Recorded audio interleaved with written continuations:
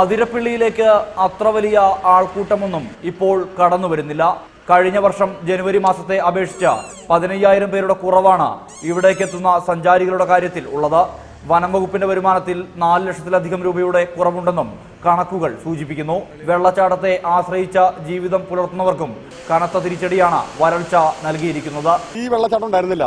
Dam തുറന്നിട്ടപ്പോഴാണ് ഇപ്പൊ ഇങ്ങനെ ഒരു അവസ്ഥ വന്നേക്കണേ.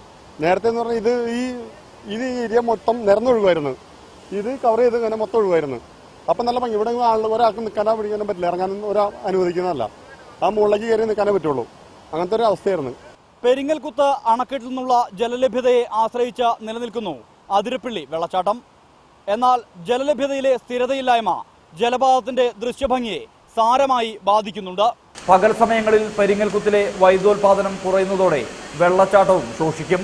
നീരൊഴുക്ക് കുറഞ്ഞ ജലപാതം കണ്ട് നിരാശയോടെയാണ് സഞ്ചാരികളുടെ മടക്കം. ഇപ്പോൾ സംഭവിച്ചിരിക്കുന്നത് രാവിലെ തീരെ വെള്ളമില്ലാത്തൊരവസ്ഥയാണ്.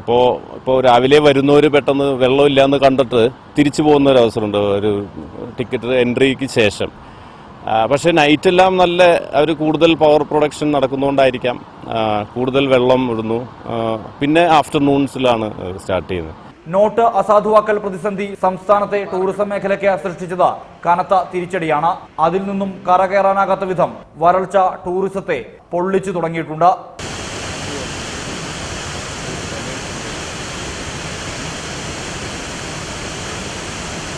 ക്യാമറാമാൻ ഷഹീർ ഗുരുവായൂരിനൊപ്പം സുർജിത്ത് അയ്യപ്പത്ത്, റിപ്പോർട്ടർ, തൃശൂർ.